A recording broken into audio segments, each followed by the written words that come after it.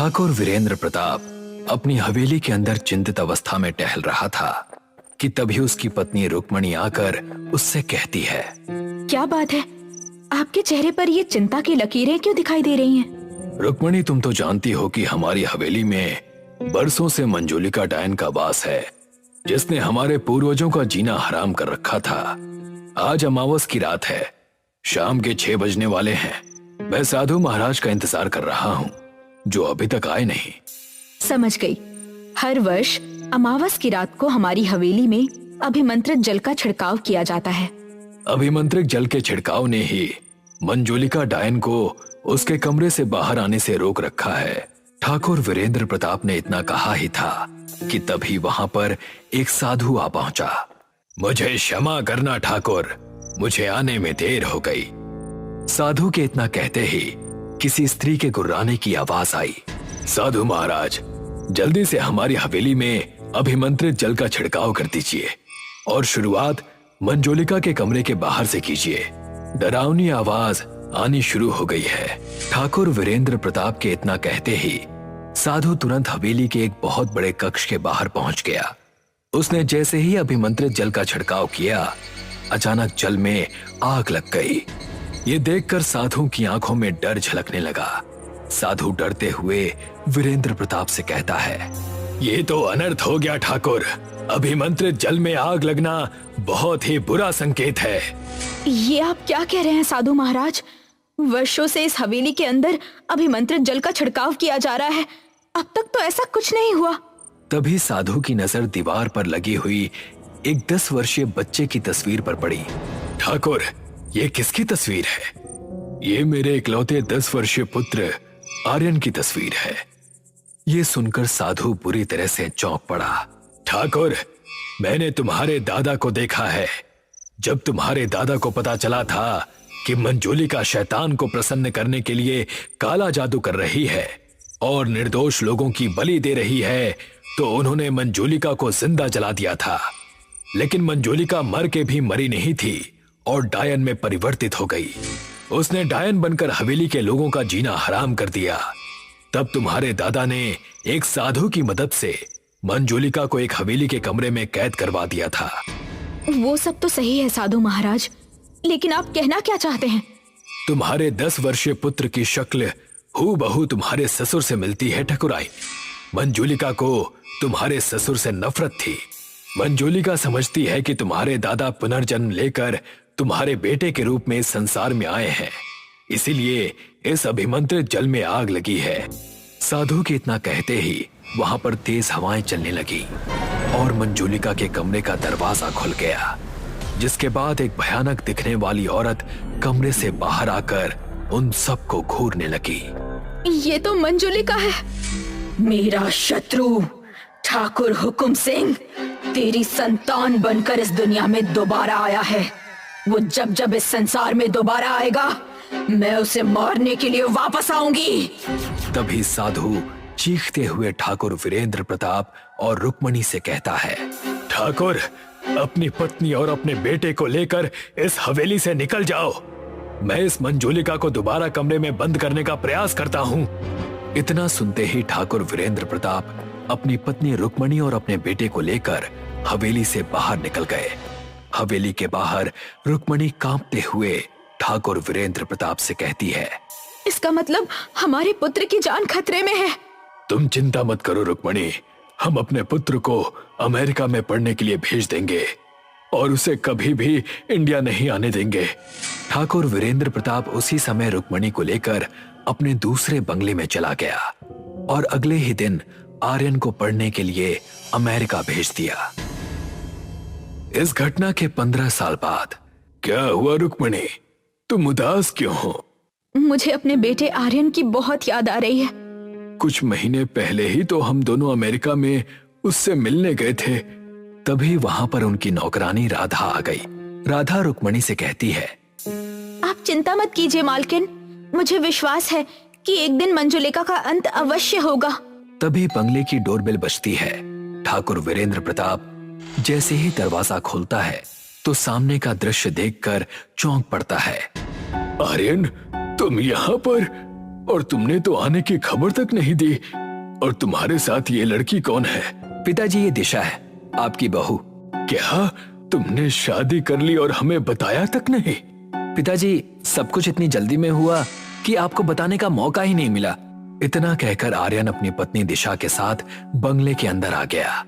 अगले दिन आर्यन ने अपनी माँ रुक्मणी से कहा, माँ, दिशा को पुरानी हवेलियां देखने का बहुत शौक है।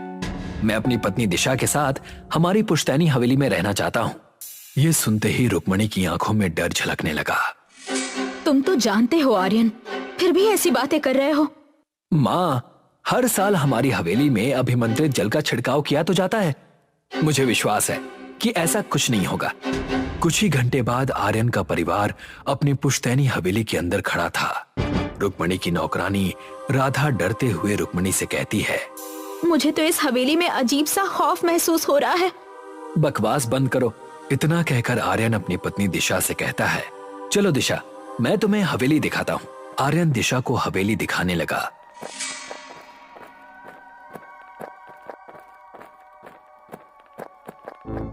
दिशा, इसी कमरे के अंदर मंजूलिका का वास है। बस इस कमरे को मत खोलना। अगले दिन आर्यन मार्केट में शॉपिंग करने चला गया और दिशा हवेली में टहल रही थी। दिशा मंजूलिका के कक्ष के बाहर पहुंची ही थी कि तभी उसके कानों में कक्ष के अंदर से एक स्त्री की आवाज आई, दरवाजा खोलो दिशा। जब मैं जीवित थी तब मेरी एक बेटी थी। तुम मेरी उसी बेटी की वंशज हो। मेरी बेटी के बारे में मेरे अलावा और कोई नहीं जानता था। न जाने क्यों दिशा के पैर मंजूलिका के कक्ष की ओर खींचे चले गए। दिशा ने अचानक दरवाजा खोल दिया। एक तेज हवा का झोंका दिशा के शरीर से टकराया और अचानक एक भयानक दिखने वाली स्त्री दिशा के सामने खड़ी थी। दिशा कांपते हुए होठों से उससे कहती है, कौन हो तुम? अगले ही पल वो भयानक स्त्री गायब हो गई। दिशा चलती हुई उस कमरे की ओर चली गई जहां पर राधा सफाई कर रही थी। राधा ने चौंकते हुए कहा, आप मुझे ऐसे घूर क्यों रही हैं? तभी राधा का शरीर अचानक हवा में उड़ गया। दिशा भारी आवाज में राधा से कहती है, बता, कहाँ पर है वो? कौन हो तुम और तुम किसकी बात कर रही हो? मैं मंजूलिका हूँ, जो अपने सबसे बड़े शत्रु ठाकुर हुकुम सिंह को मारने आई हूँ। राधा की चीख हवेली में गूंज गई। राधा की चीख सुनते ही ठाकुर वीरेंद्र प्रताप और रुक्मणी वहां आ पहुंचे, जो दिशा का भयानक चेहरा देखकर बुरी तरह से कांप उठे। ये तो मंजूलिका है। लगता है राधा के शरीर में मंजूलिका ने अपना वास कर लिया है। तुमने सही कहा, इसने हमारी नौकरानी राधा को मार दिया है। लगता है ये हम में से किसी को भी जीवित नहीं छोड़ेगी। हमें आर्यन की बात नहीं माननी चाहिए थी। रुक्मणी ने इतना कहा ही था कि तभी दिशा, जिसके शरीर के अंदर मंजूलिका प्रवेश कर चुकी थी, गुस्से में रुक्मणी से कहती है, बता ठाकुर हुकुम सिंह कहाँ है? रुक्मणी इससे पहले कुछ कहती कि तभी भयानक हो चुकी दिशा के हाथ अचानक से लंबे होकर रुक्मणी की गर्दन तक आ पहुंचे। रुक्मणी की चीख हवेली में गूंज गई। तभी वहां पर आर्यन आ पहुंचा और वहां का दृश्य देखकर हक्का बक्का रह गया। आर्यन को देखकर दिशा के शरीर में मौजूद मंजूलिका की आंखों में खून उतर आया। तूने मुझे मेरे मकसद में कामयाब होने से पहले ही जिंदा जला दिया था ठाकुर हुकुम सिंह। अब मैं तेरी आंखों के सामने तेरे परिवार वालों को मार डालूंगी। मंजूलिका ने इतना कहा ही था कि तभी ठाकुर वीरेंद्र प्रताप का सर एक धमाके के साथ फट गया। तभी वहां पर वही साधु आ पहुंचा जिसने वीरेंद्र प्रताप को वर्षों पहले इस हवेली से बाहर निकलने के लिए कहा था। साधु ने चीखते हुए आर्यन की ओर देखकर कहा, उसकी आंखों में मत देखो आर्यन, तुम्हारी पत्नी के अंदर मंजूलिका है और उसकी आंखों में सम्मोहन है और वो सम्मोहन तुम्हारी जान ले लेगा। साधु के इतना कहते ही आर्यन ने अपनी नजरें दिशा के चेहरे से हटा ली। मंजूलिका तुम्हारी पत्नी के शरीर में प्रवेश कर चुकी है। बरसों पहले मैंने तुम्हारे माता पिता को चेतावनी दी थी कि वो तुम्हें इस हवेली के अंदर लेकर ना आए, मगर उन्होंने तुम्हें यहाँ लाकर गलती की और उसकी सजा भी पाई। ये आप क्या कह रहे हैं साधु महाराज? क्या ये भयानक औरत मेरी पत्नी है? ये अब तुम्हारी पत्नी नहीं, बल्कि तुम्हारी पत्नी के अंदर मंजोलिका है। मंजोलिका और तुम्हारी पत्नी अब एक हो चुके हैं। शायद तुम्हें नहीं मालूम, तुम्हारी पत्नी मंजोलिका की ही वंशज है, क्योंकि मंजोलिका केवल अपनी वंशज के शरीर में ही प्रवेश कर सकती है। अब ये तुम्हारी पत्नी के शरीर से कभी बाहर नहीं आएगी और अब इसे संसार में आने का दोबारा मौका मिल गया है। इतना कहकर साधु ने अपनी झोली से अभिमंत्रित जल निकालकर भयानक हो चुकी दिशा के शरीर पर फेंक दिया और तभी दिशा अपने असली रूप में आ गई। मेरे पास आओ आर्यन, मंजुलिका मेरे शरीर से चली गई है। साधु महाराज, ये मेरी पत्नी ही है। उसके पास जाने की गलती मत करना। उसके शरीर में अभी भी मंजोलिका है, वो तुम्हें धोखा दे रही है। कि तभी साधु ने अभिमंत्रित सिंदूर निकालकर दिशा के शरीर के ऊपर फेंक दिया। अचानक दिशा के शरीर में आग लग गई। साधु आर्यन को हवेली के बाहर ले आया और हवेली का दरवाजा बंद कर दिया। तभी आर्यन के कानों में एक भारी आवाज टकराई। तुम्हें वापस आना होगा, मैं तुम्हारा इंतजार करूंगी। साधु आर्यन से कहता है, तुम्हारी पत्नी तो उसी समय मर चुकी थी जिस समय मंजुलिका ने उसके शरीर में प्रवेश किया था। अपनी जिंदगी चाहते हो तो इस हवेली में अब दोबारा कदम कभी मत रखना। आधी रात के समय राजा अशोक अपने कक्ष में गहरी नींद में सो रहे थे कि तभी उनकी आंख घुंघरुओं की तेज आवाज से खुल जाती है। राजा अशोक चौंक कर उठ जाते हैं। ये तो चंद्रमुखी के घुंघरुओं की आवाज है, लेकिन ऐसा कैसे हो सकता है? उसे तो आज हमने जिंदा जलाकर मार दिया था। तभी राजा अशोक के कानों में एक स्त्री की भारी आवाज टकराती है। तूने मुझे जिंदा जलाकर मार दिया, अब मैं तुझे और तेरे खानदान को जिंदा जलाकर मार दूंगी। तेरी आने वाली नस्लों को तबाह कर दूंगी मैं। राजा अशोक इधर उधर देखने लगे। तभी कक्ष में काला धुआं फैलने लगा। अचानक वो काला धुआं एक बड़ी ही भयानक दिखने वाली जली हुई स्त्री में परिवर्तित हो गया। तुम तो चंद्रमुखी हो। हाँ, मैं चंद्रमुखी हूँ जो तुझसे बदला लेने के लिए दोबारा इस संसार में आई है, और जब तक तेरे खानदान का नामो निशान नहीं मिटा देती, मैं यहाँ से वापस नहीं जाऊंगी। अचानक राजा अशोक के शरीर में आग लग गई और वो बुरी तरह से चीखने लगा। उसकी चीख सुनकर उसकी पत्नी रानी रुक्मणी और महल के राजगुरु हुए आए, मगर सामने खड़ी भयानक बला को देखकर राजगुरु ने चीखते हुए रानी रुक्मणी से कहा, महारानी, ये तो चंद्रमुखी है जो वापस आ गई है। अपने पुत्र को लेकर इस महल से बहुत दूर चले जाइए और दोबारा यहाँ कभी मत आइएगा। मैं चंद्रमुखी को इस कमरे में कैद कर दूंगा। जिस दिन ये दरवाजा खुला, उस दिन चंद्रमुखी आजाद होकर कहर ढा देगी। इतना कहकर राजगुरु ने अपने गले में टंगा हुआ ओम का लॉकेट उतारकर चंद्रमुखी के सामने रख दिया।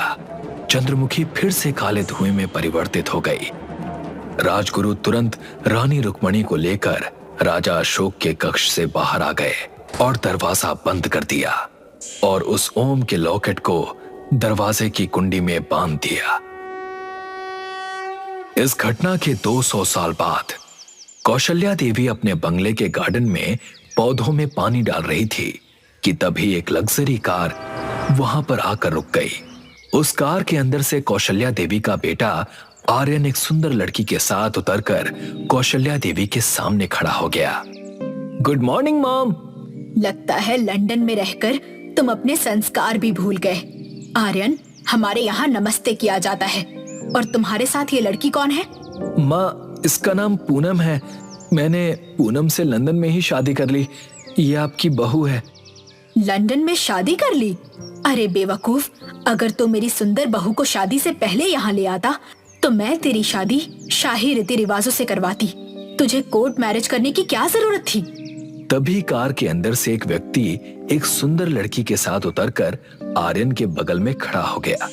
आर्यन ने मुस्कुराते हुए अपनी माँ से कहा, माँ, ये मेरा दोस्त राहुल है और ये इसकी पत्नी दिशा। ये दोनों अमेरिका में ही रहते हैं। कुछ दिन इंडिया घूमने के लिए मेरे साथ आए हैं।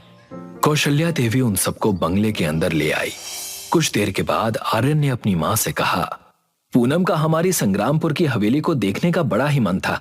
एक्चुअली क्या है ना कि पूनम को इतिहास में बहुत दिलचस्पी है। सच कहूं तो राहुल और दिशा भी सिर्फ हमारे संग्रामपुर की हवेली को देखने के लिए ही अमेरिका से यहाँ तक आए हैं। बेटा, तू तो जानता है कि वो हवेली शापित है। उसके बारे में अजीबोगरीब बातें मशहूर हैं। तेरे पिताजी मुझे भी हमेशा वहाँ जाने के लिए मना करते थे। ये सब पुरानी बातें हैं माँ, आज का जमाना बहुत बदल चुका है। अगर आपका जाने का मन नहीं है तो आप मत जाइए, लेकिन मैं अपनी वाइफ और अपने दोस्तों के साथ उस हवेली में जरूर जाऊंगा।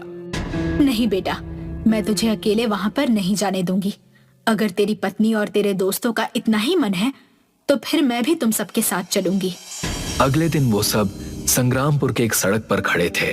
आर्यन हाथ में मैप पकड़े हुए था। तभी उसका दोस्त राहुल आर्यन से हंसते हुए कहता है, अरे यार, ये 200 साल पुराना मैप है।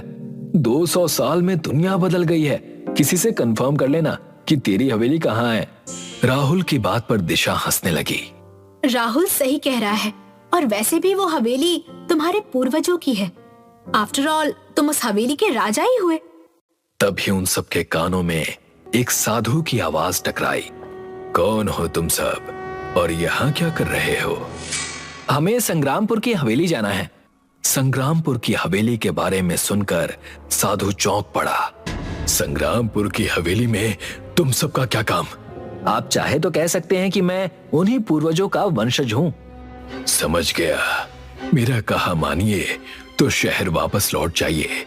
संग्रामपुर की हवेली हवेली नहीं बल्कि मौत की हवेली है। उस हवेली में आज भी चंद्रमुखी की घुंघरू की आवाज लोगों को सुनाई देती है और उसकी चीखें सोने नहीं देती। साधु महाराज, हमें ये कहानी मत सुनाइए। हमें बस इतना बता दीजिए कि हवेली यहाँ से कितनी दूर है। लगता है तुम नहीं मानोगे। ठीक है तो सुनो, तुम जिस सड़क पर खड़े हो, इस सड़क से सीधे रास्ते पर चले जाओ, तुम्हें हवेली दिख जाएगी। इतना कहकर साधु वहां से चला गया। आर्यन, दिशा और राहुल कार में बैठ गए। कुछ ही देर में वो सब हवेली के सामने थे। हवेली को देखकर पूनम आश्चर्य से बोली, आर्यन, ये हवेली कम महल ज्यादा लगती है।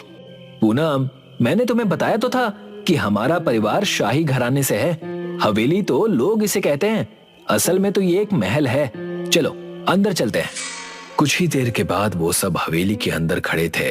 तभी पूनम की नजर हवेली के एक कमरे की ओर चली गई। इस कमरे के बाहर ये ओम का लॉकेट क्यों बंधा हुआ है?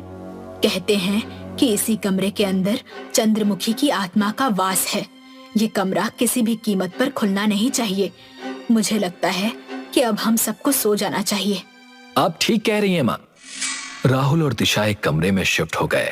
पूनम और आर्यन हवेली के दूसरे कमरे में शिफ्ट हो गए और कौशल्या देवी भी एक अलग कमरे में सो गईं। आधी रात का समय हो चुका था। अचानक पूनम के कानों में घुंघरू की आवाज टकराई। ये तो घुंघरू की आवाज है। ऐसा लग रहा है जैसे कि इस हवेली के अंदर कोई स्त्री नृत्य कर रही हो, मगर ये हवेली तो बरसों से बंद पड़ी हुई थी। पूनम उस दिशा की ओर चल पड़ी जहां से घुंघरुओं की आवाज आ रही थी। कुछ ही देर में पूनम उस कमरे के सामने खड़ी थी जिस कमरे के बाहर ओम का लॉकेट बंधा हुआ था। आवाज तो इसी कमरे से आ रही है, लेकिन माँ ने इस कमरे का दरवाजा खोलने के लिए मना किया है। जो भी हो, मुझे देखना तो पड़ेगा कि अंदर कौन है।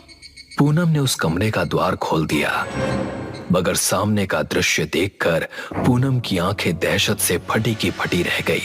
एक जली हुई स्त्री घुंघरू पहनकर नृत्य कर रही थी।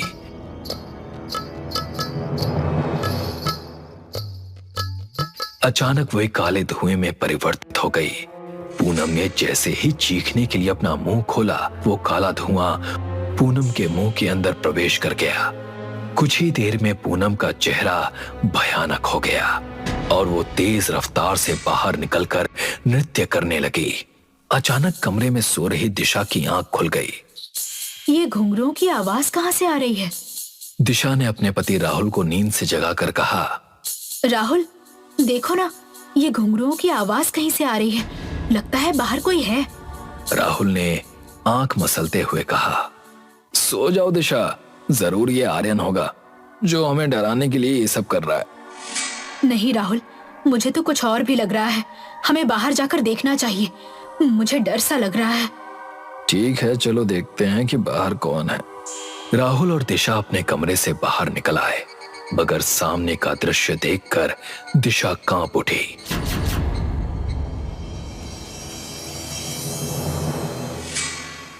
ये तो पूनम है, इसका चेहरा कितना भयानक हो गया है।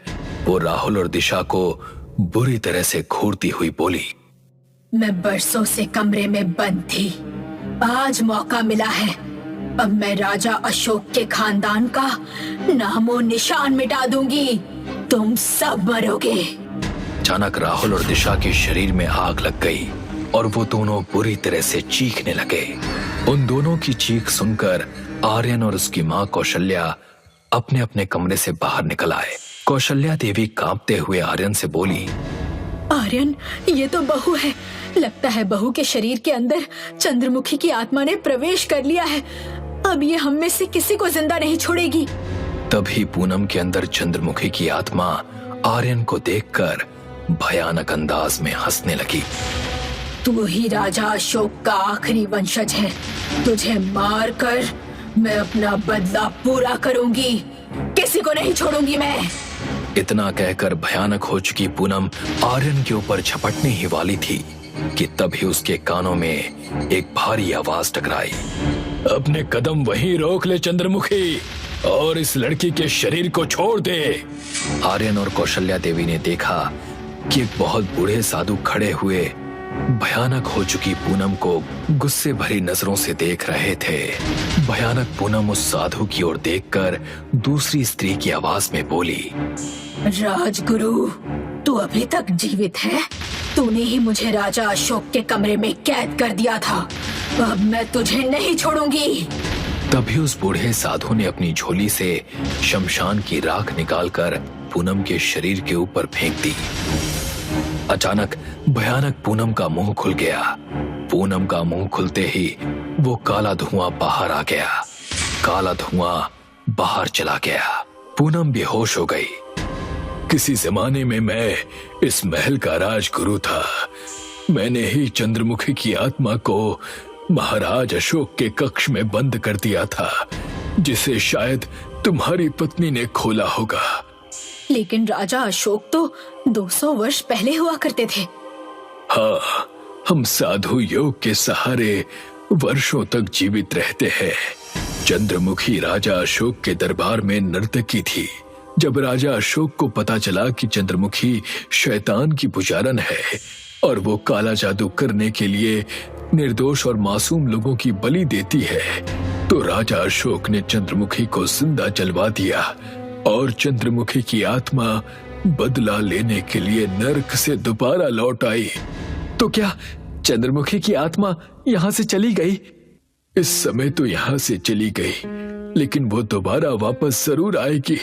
इसीलिए तुम अब से कभी भी इस हवेली की तरफ मुड़कर भी नहीं देखोगे। इतना कहकर राजगुरु वहां से चले गए। आर्यन अपनी पत्नी पूनम और मां कौशल्या देवी को लेकर अपने शहर वापस आ गया। वो आज भी अपने दोस्त राहुल और दिशा को बहुत याद करता है।